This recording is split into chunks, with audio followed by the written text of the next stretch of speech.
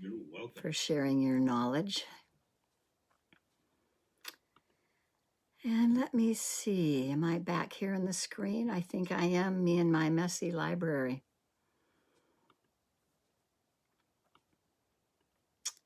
So I hope that was a nice little break so that we can sit down again and listen to the Dhamma together. As you've heard me say before, I never really know quite what I'm going to talk about, and I keep looking at my personal daily experiences to see what I can come up with. And I'm sure anyone who teaches goes through this whole routine about what to talk about and how deep to make it, how complicated can it be, etc., etc. And for me, I just always come back to understanding the Dhamma through being kind to myself and having the clarity of the practice be as simple as I can make it. And somehow that brings me back to the brahmaviharas. And I decided to talk about these sublime emotions today, encouraged a while back from someone who asked about them.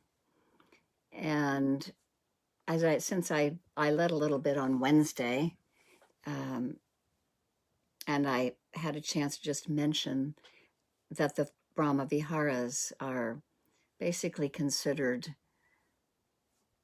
prized emotions, or a mind state that gives us a framework to cultivate positive behaviors and minimize harmful ones.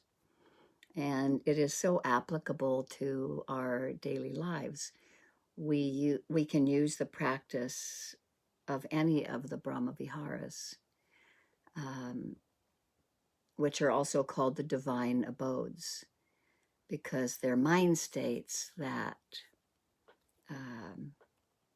are free from attachment to challenges, so that it's immeasurable, limitless. These are considered as I don't think you can even see this book because it's white. Oh, you can. Abundant, exalted, and immeasurable. This is by Pasano Bhikkhu, and I would highly recommend it. It comes as a free download. And abundant, exalted, immeasurable, Pasano Bhikkhu.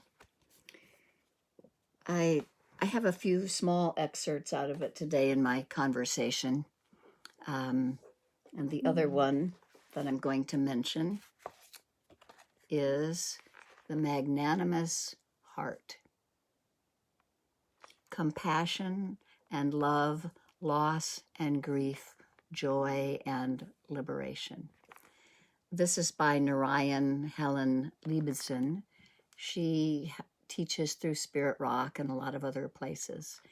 And she went through a very big change in her life of separating in her relationship of 20-something years.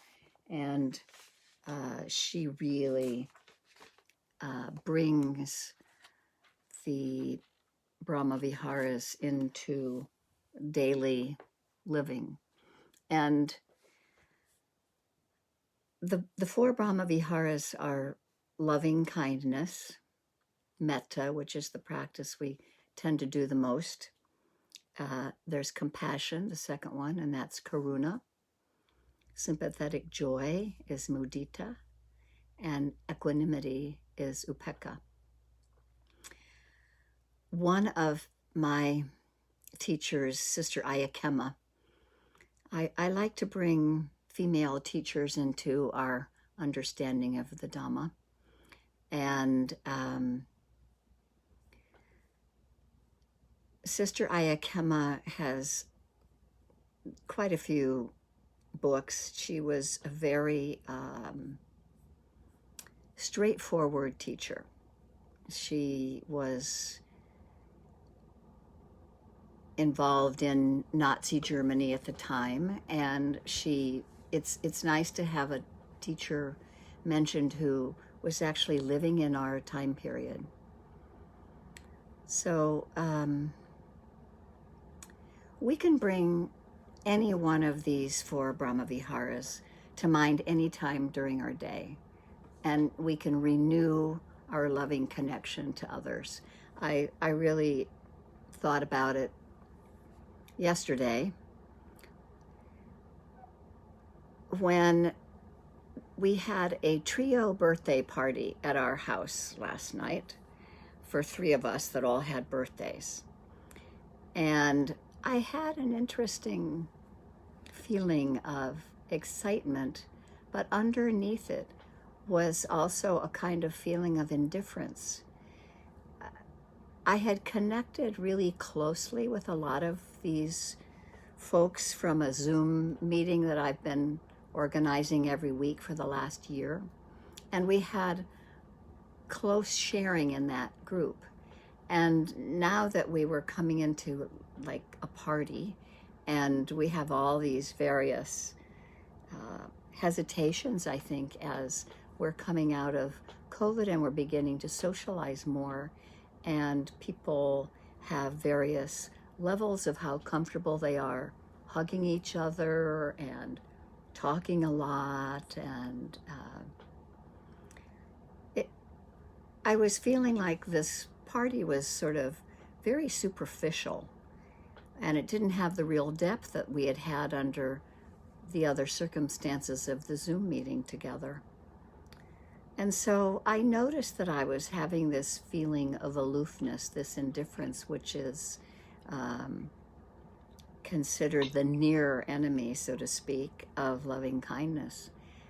And so I used the question, to myself when I observed it, and I began to turn toward kindness, which made the interaction of the person that I was sitting with much more present, much more authentic, and it allowed me to bring loving kindness actively into my experience. We also take dedicated time to cultivate these qualities through the meditation practice. We stabilize our mind through mindfulness or calm abiding, and then we can bring each of these states to mind, first toward ourselves and then over time to other sentient beings and even out into limitless space. And by cultivating them, it's said that we develop limitless love, and we also undo what the Buddha called the near enemies, those near enemies of indifference, pity, envy, and jealousy. So I'm going to take a little time to talk about all four of these. We'll see how my timing goes. I haven't the faintest idea how long this will take me, because at 2 o'clock in the morning I added some more stuff while my partner beside me was snoring, and I was waking up and putting more of this into practice. So I added a few more personal things around the party and stuff later on. So some of this is taken from Sister Ayakema's talk called Visible Here and Now.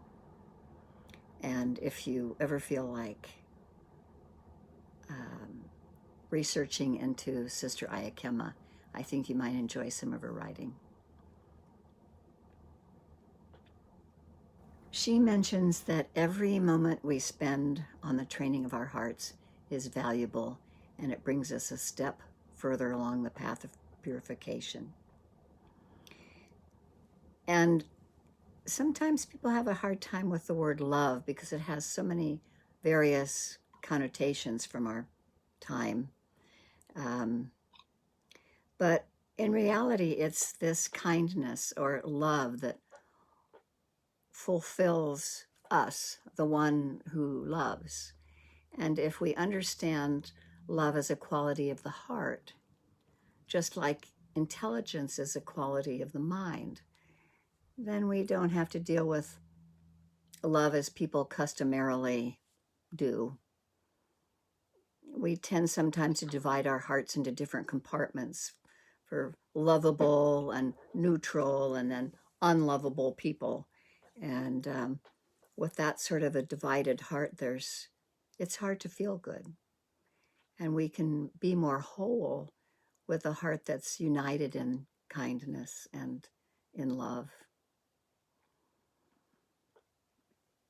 As she says, true love exists when the heart is so broadly trained that it can embrace all human beings and all living creatures. This requires a learning process that's sometimes hard, above all when someone turns out to be very unfriendly or unpleasant. But this capacity for kindness can be reached by everyone because we all have the capacity for love and kindness within us. Most of our problems are concerned with interpersonal relations, and to address these, we look at the teachings of the highest emotions, the brahmaviharas, the four divine abodes: loving kindness, compassion, sympathetic joy, and equanimity. She says that if we had only four emotions at our disposal, we would have paradise on earth, these four emotions at our disposal.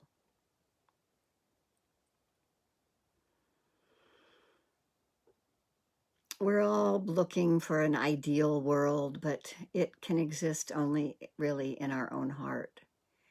And so for this, we develop our heart's capacity so that we can learn to love independently of how the love is being sent out. So it means that we increasingly purify our heart and free it from negativity and fill it with more and more love. And that was what kind of came to mind when I noticed my indifference about gathering with people that I have loved and spent time with, that I had a certain negativity in my mind. And if I could let that negativity go and have it be less personal and more universal around the situation and be very in the present moment with the person sitting with me, I would be bringing a lot more love into my heart. And that the more our hearts can contain this kindness and this love that's not attached to society's ideas about love, the more it can pour out. The one and only thing that really holds us back is our thinking, our judging mind. And so the thing that matters is to incline our own heart to love and kindness. And if we nurture love within ourselves, we also, by nature, become more lovable. And so, but we can't only love because we want to be endearing to someone else, and we succumb to the problem of expecting results for our efforts. So we don't want to love as a favor to another or to get something. We have this kindness and love for the sake of the purity of the emotion itself. And the fuller it gets, the less room there is for negativity within our hearts and minds. It's interesting, I'm sure you've probably heard it before, and it's challenging to embrace, that the Buddha recommended looking upon all people as one's own children. This is a high ideal, and every little step toward the goal helps us purify our hearts. And if that's hard because perhaps we've had a difficult relationship with our mother or father, and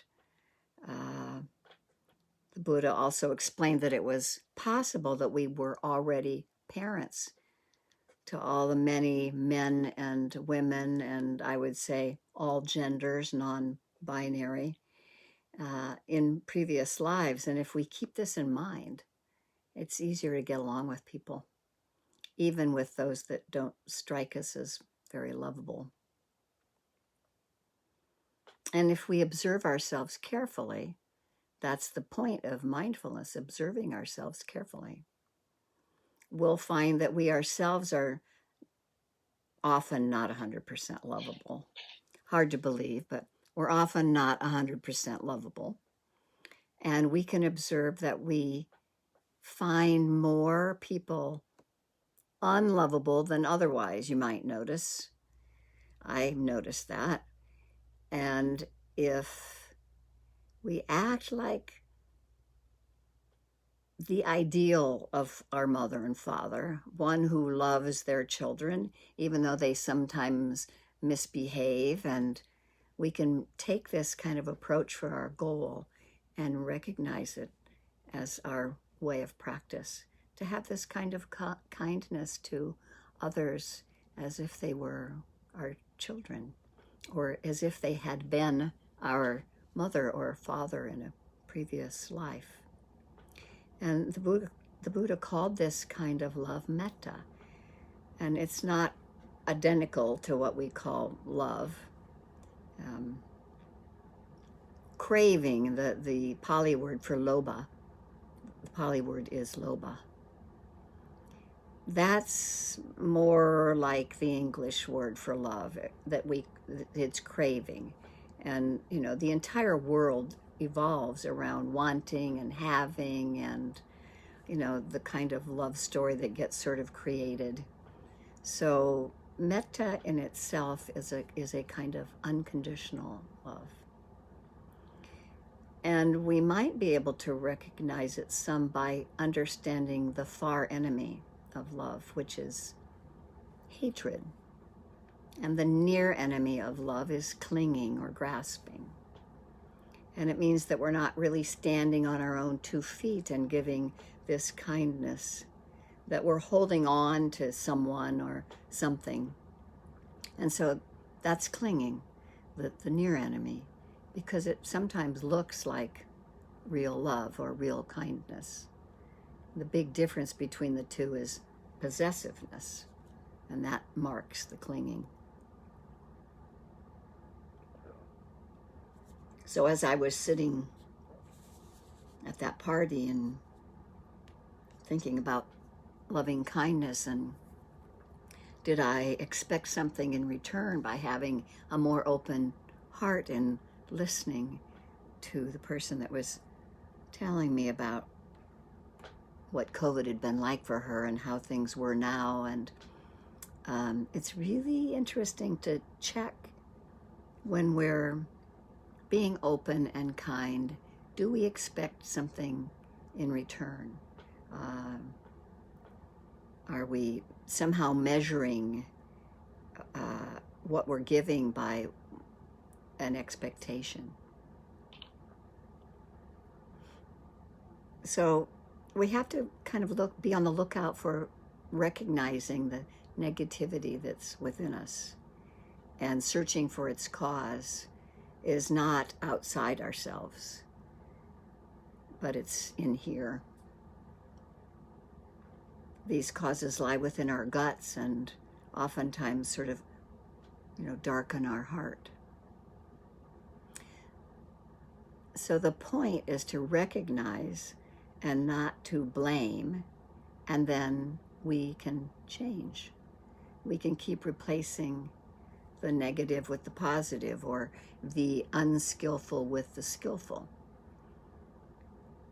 If some of us feel like there's no one there for us to give love to or kindness to, that doesn't in the least mean that no love exists.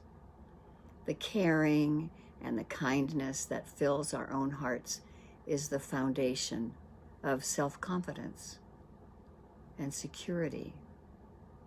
And it helps us not be afraid of others. And if we do our best to fill our hearts with kindness and goodwill, then these less uncomfortable states arise, because we know that our reaction is kinder and more loving. And this feeling of unconditional goodwill, the lack of aversion, which is aimed not at just one person, but it can form a basis for our whole interior life. It's an important aid in meditation, because we learn that through it, real confidence and faith in the practice is possible. And so I think that some of the basic thoughts in our reflection around loving kindness, when we're in the middle of our daily lives, is it kind to oneself? Is it kind to myself? What's happening? How I'm treating myself? What's going on? And is it kindness to others? Sometimes we have to remove ourselves from situations for kindness for ourselves. And so the second of the four divine abodes, or the highest emotions, is compassion. And compassion's far enemy is cruelty, and the near enemy is pity. Pity can't really give anybody else help. And if someone pours out their heart to us and we feel sorry for them, then both people are suffering instead of just one. And so if by contrast, we can give them compassion, we help them through their trouble, even if we aren't saying anything. And it's very important to develop compassion for ourselves, because it's the precondition for being able to do it for others.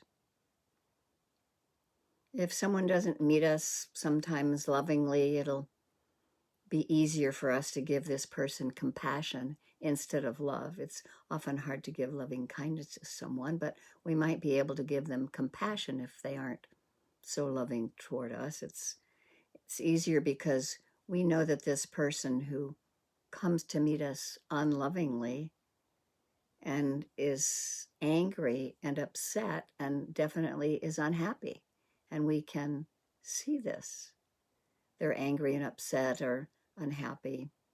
And if they were happy, they wouldn't be angry. And knowing about the other person's unhappiness can make it easier for us to summon up the compassion, especially when we've already done this with respect to our own happiness. But oftentimes we deal with our own suffering in a different way. Sometimes instead of acknowledging it and meeting ourselves with compassion, we try to escape our trouble as quickly as possible. And we can develop self-pity or get distracted or blame someone else. But compassion is the better option for meeting our own difficulties. We experience exactly what the Buddha teaches. It's the Four Noble Truths. In this world, suffering exists. The first noble truth. And then we can try to acknowledge what we really want to have or let go of, and then allow suffering to be our teacher. And I'm sure you've seen, as I have, that our suffering is a very good teacher. And the more we listen to it and find a way into how it's trying to help us, what it's trying to help us understand, the easier the path can be. Because the path aims to change us so that we are more empathic, and that in the end we we might not even recognize who we are as we include these divine states on our path and make them important. We all know that suffering's a part of our existence, and only when we accept that and stop running away from it, when we've learned that discomfort belongs to life, can we begin to let go. And then the suffering has a better chance of ending. And with this knowledge, it's a lot easier to develop compassion for others because suffering comes to everyone without exception. Even the so-called badness of others can bother us because it arises in that person out of ignorance and suffering. And once we see that, then that thought of them can dissipate. I had an interesting example once again in that party from last night that there were some of my friends who brought their dogs, and they didn't tell me they were bringing their dogs, and they didn't ask me if they could bring their dogs. And they have these cute little Shih Tzus, and they came trotting in ahead of them on these expandable leashes. And some of you know my dog. My dog gets extremely upset when there are other dogs around, and even strangers. So you can imagine he was also already a little bit anxious and on edge with all these people coming. And then along come these dogs in front of their owners, which I immediately had judgment about, because if I were to take my dog anywhere, I'd keep him with me on the leash. I would have my dog meet theirs in a neutral territory. So I had all of this feeling that, and then of course I built it up into disrespect. They didn't have respect for me or the other guests or the fact that we were in this small space.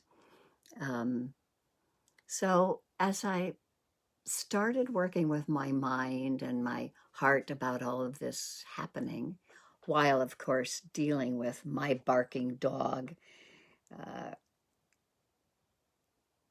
my friend's attempt to try to be friendly with my dog, who doesn't like being friendly. When he's upset, he goes and hides under a table sometimes. So I was working with my mind and my heart while all this was going on, and I began to sort of reform how I was thinking of them and the situation, and all the while dealing with, barking and hiding, and the woman trying to pet my dog. And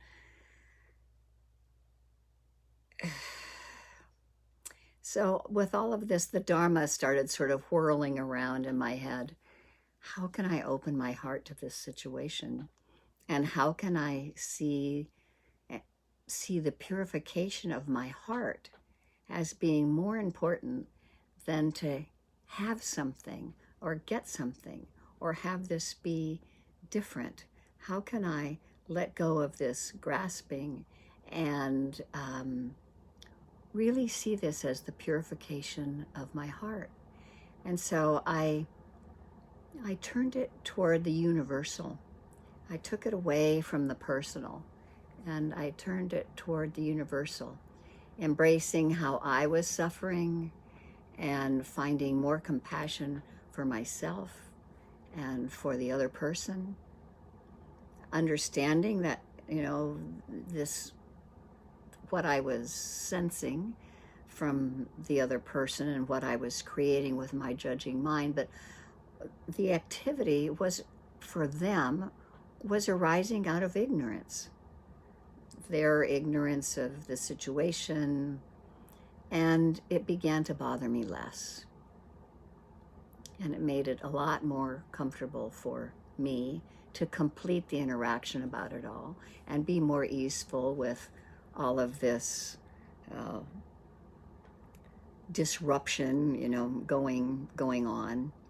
And as I dropped the personal and I eased it more into universal, I felt much less bothered by it, and I could incline my heart and mind toward kindness and compassion toward them.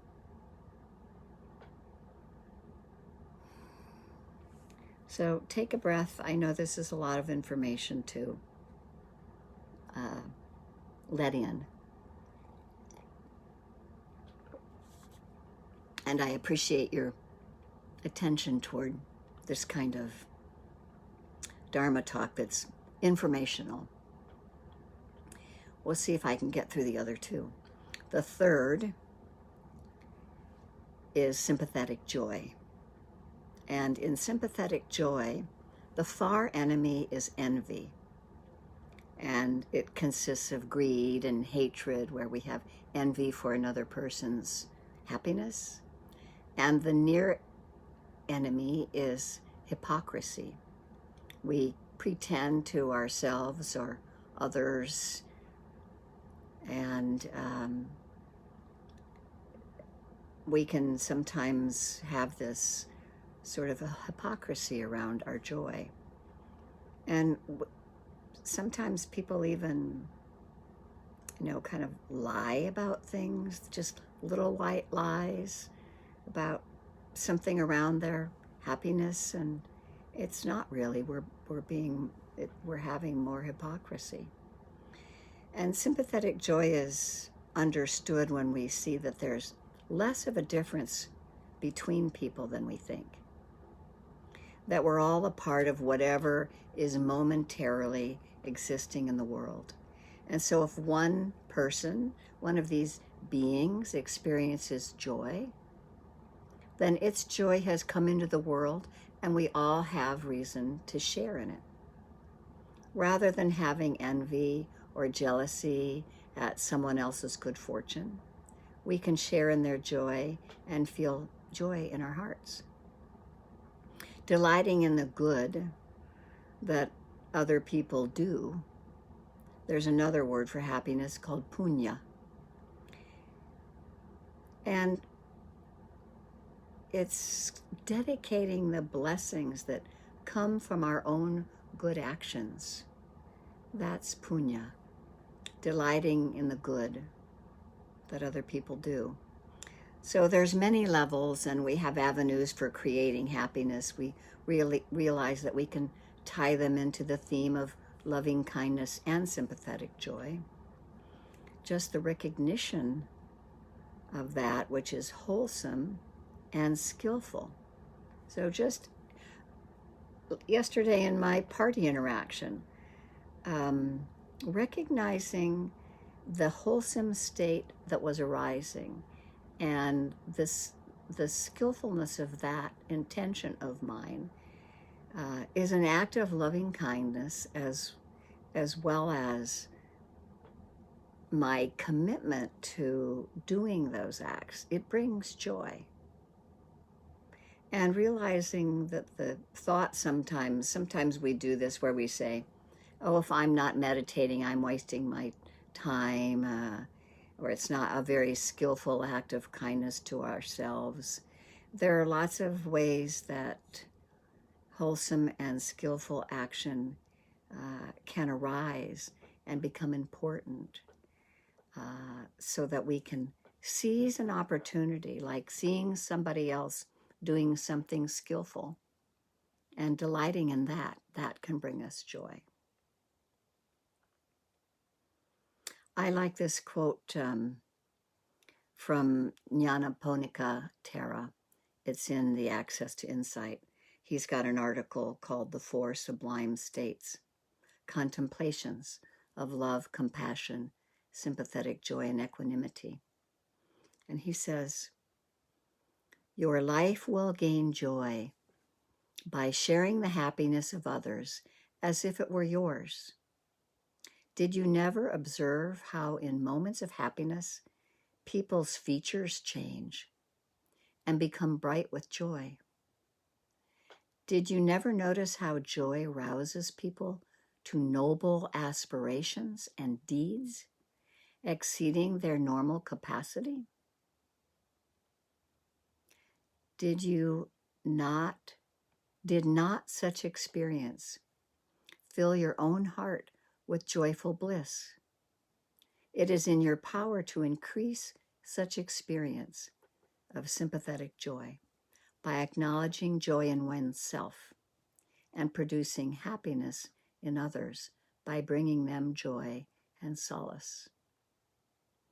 And so at the same time that I was feeling that indifference about the party and then the challenges of the negative mind state that was happening because of the dogs, there was also an extreme feeling of joy because these people that I had been seeing for the first time, some of them for the first time in a year, they were very joyous, happily hugging each other, and lots of smiles on their face.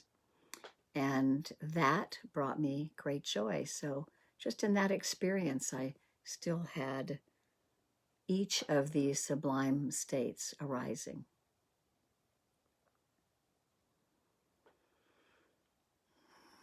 There's one section in this abundant, exalted, immeasurable book, without ill will and without hostility, by the way, is the subtitle. He answers a question by someone who's talking about how they felt going on retreat when one of their friends was going out to help other people register to vote. And after exploring the yogi's question, Ajahn Pasano referred the yogi to see that a good question to ask oneself is this an act of kindness toward myself? And is it a real act of kindness to explain myself to other people? No, not really. And do they actually need to know? I mean, he's wondering, this yogi is doubting himself about going on retreat because he should be out helping, people register to vote. But Ajahn Pasano is talking to him about addressing how he compares himself to others. And it's not necessary to explain oneself, and that it's not always helpful to reflect on our experience. One of, like to tell too much to another person. In fact, he refers to that Americans have some sort of compulsion to explain themselves to others. He has another really great story about going on alms rounds, and they were late to go to the place where they were getting their food, and a woman asked them for a ride, if they needed a ride. And in the course of the ride, he heard the entire story of this woman. But I'm digressing because it really has to do with, it brings this yogi joy to be going on retreat and be in his practice. And he can also receive joy from his friend who's going out to register people to vote. And, the Buddha structured things, it wasn't that they were right and wrong, but it's skillful and unskillful, wholesome and unwholesome. And so the activist who's registering voters is doing something wholesome and skillful, and that's a good thing to do. And, this yogi, he's doing what he needs to be doing, and it's right for him at that time. And to see someone else's skillfulness and wholesome activity is something that we can delight in. And that's the sympathetic joy, being happy with another person's happiness and also choosing kindness for ourselves. And we can derive sympathetic joy from another, and we can give ourselves kindness and appreciate the skillful action that we are doing.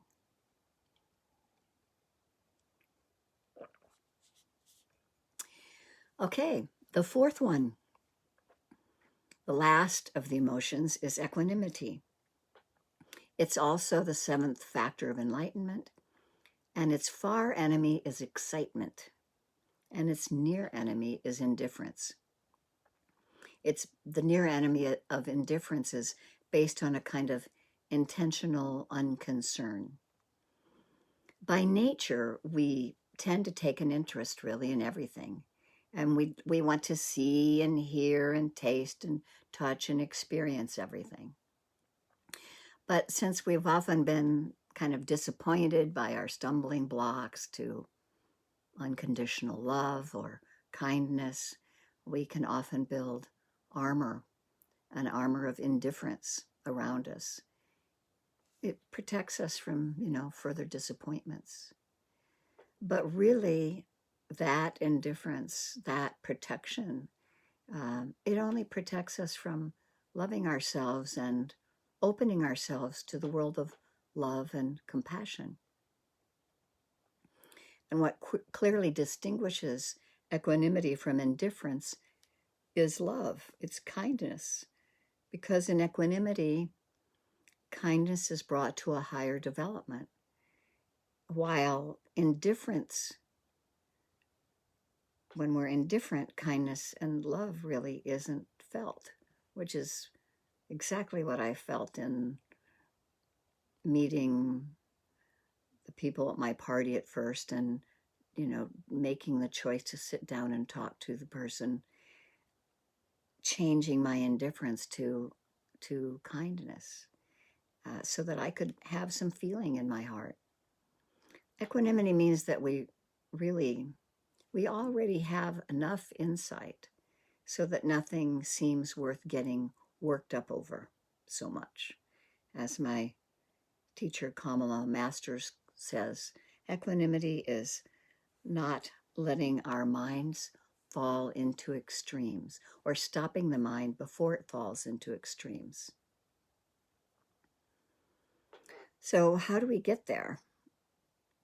We've learned that everything, above all ourselves, comes into being and then passes away. And we see this in our direct experience in our regular practice. And that a heart filled with goodwill can realize the fullness of existence. And the understanding that we get through meditation shows us the end of this life is constantly before us. The breath is constantly arriving and passing away. And as Teresa of Avila said, not so much thinking, more loving. We recognize our thinking, and thinking is very useful. It landed us on the moon, and it's created robots and artificial intelligence. But if we have developed love in our hearts, and we can begin to accept people with all of their problems and peculiarities, then we'll have built up a world where happiness, harmony, and peace are in control. Sister Ayakema says, the world can't be thought up. It must be felt. And since equanimity is a factor of enlightenment, it's based on understanding and the realization that everything takes place and then passes away. And so what do I lose? Well, the worst that can happen is the loss of our lives. But we know that that's going to happen in any event. So what's all the excitement about? As long as we meditate and gain new insights, it'll always be simpler to recognize that all desire for self-aggrandizement, self-affirmation, all our aggression, all our claims for power, all the wanting is always intertwined with conflict. So we keep trying to let go of wanting and willing and wishing in order to return to equanimity. It's hard to meditate without some sense of equanimity. If we're excited and want to get rid of something or get something, it's hard to come to rest. Equanimity makes both everyday life and meditation easier. If we can catch the mind before it falls into extremes. If we really want to have peace, then we need to develop kindness, goodwill, and compassion in our hearts. And we can all do this because ultimately the heart is there to be open to kindness, and the mind is there to have thoughts. If we ease our attachment to thinking, we can have an easier sense of feeling, of refined purification in the heart. And we can develop this purity on our spiritual path. We can develop it in ourselves.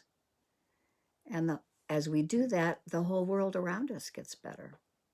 And the more people purify their hearts, the greater the gain for everyone.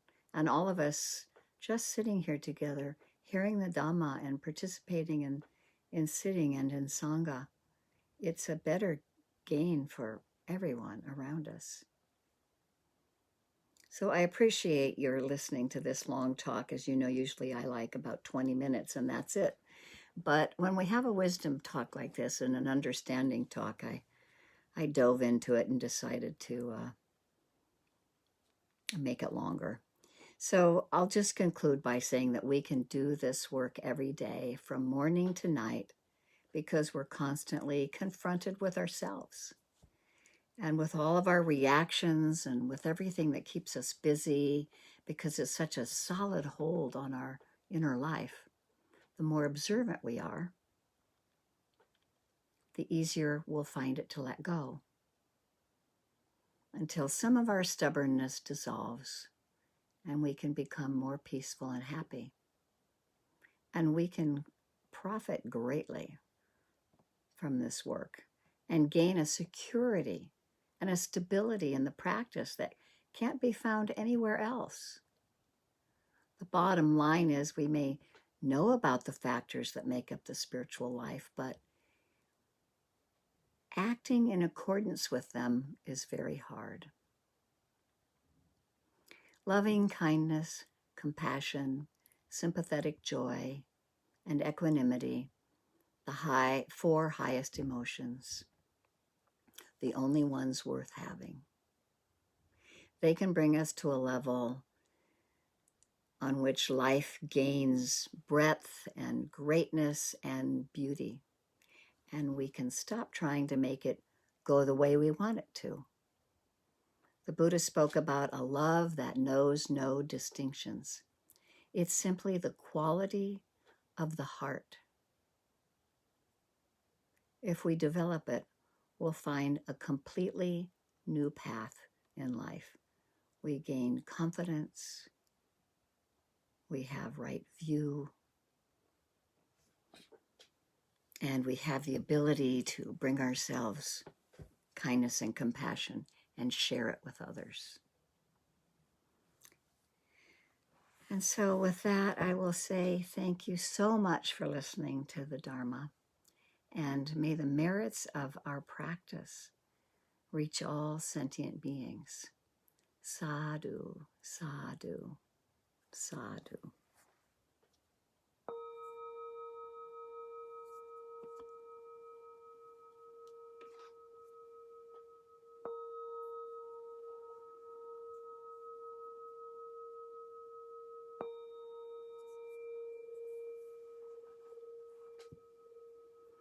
I really acknowledge and honor each and every one of you for your attention, and I really appreciate sharing with you. And if you have enough time or desire and you want to stick around to have a little conversation, let the words settle down, questions, If you have to go on, like quite a few other people went on, farewell and have a fabulous rest of your day. Thank you for joining. And if you want to say something, wave your hand, unmute. Now is the time. Good to see all of you.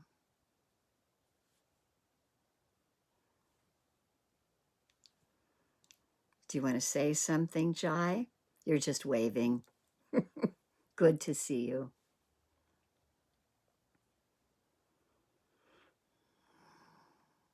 Think on these things.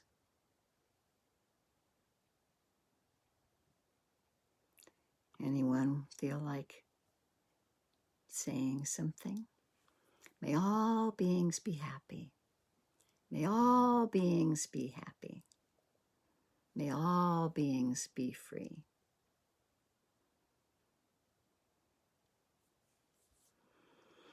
Eric, Jonas, Sherry, we got a few still hanging around. Want to say anything? Look at that haircut. Or maybe it's growing out. Which way is it? I remember when you shaved it.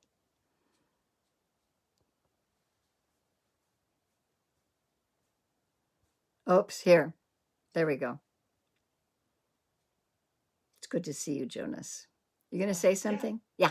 I just shaved my head and now it's growing back. But thank you so much for that beautiful talk. I always love listening to your talks. It sounded really well prepared and thoughtful and insightful, and I just really appreciated it. So thank you so much, Kendall. You're so welcome. Thank you. May you enjoy the rest of your day and let these thoughts trickle through.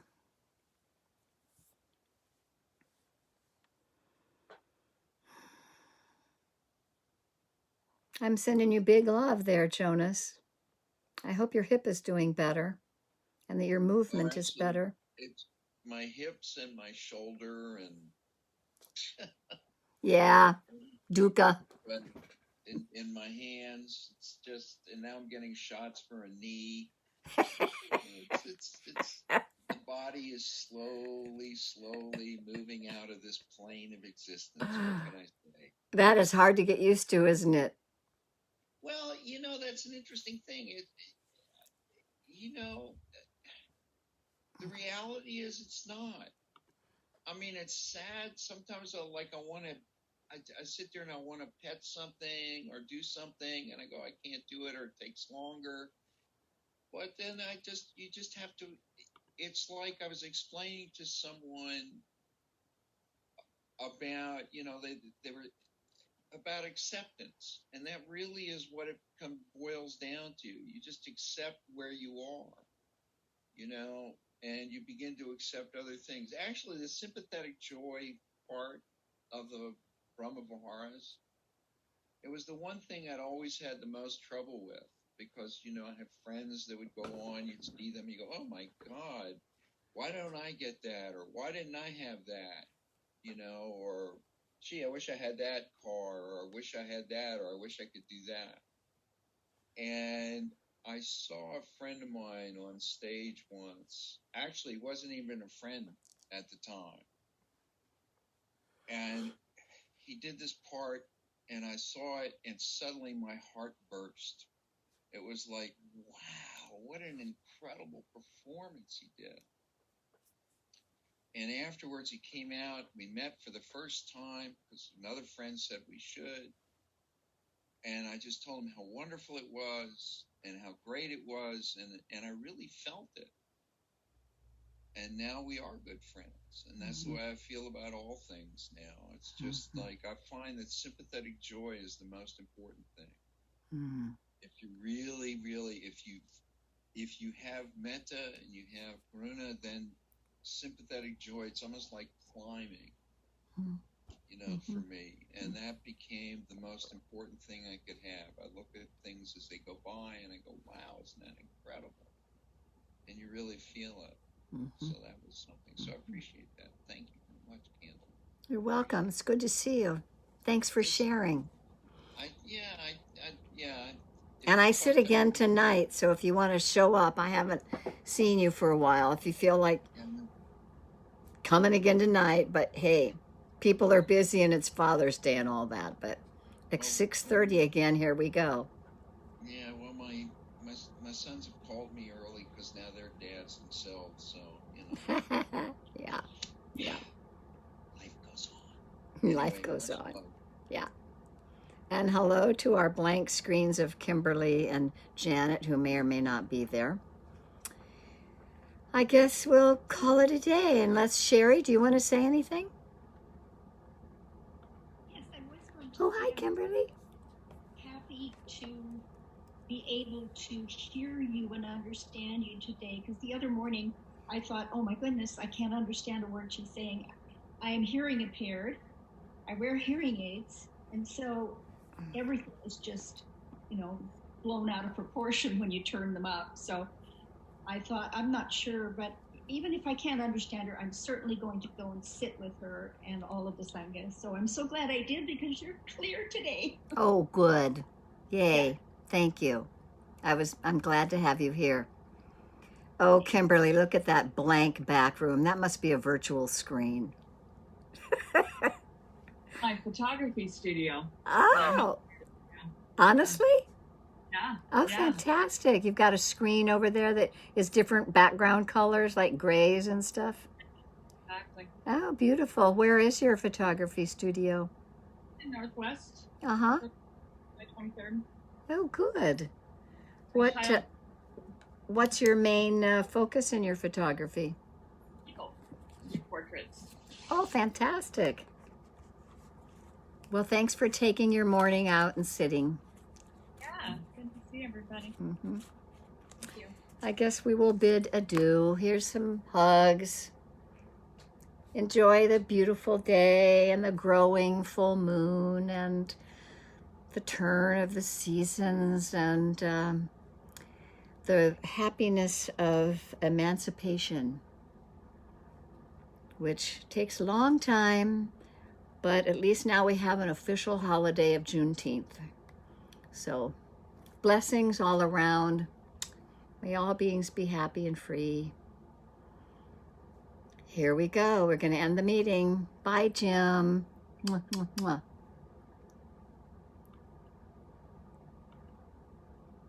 Goodbye, everybody on Facebook. Thank you for joining.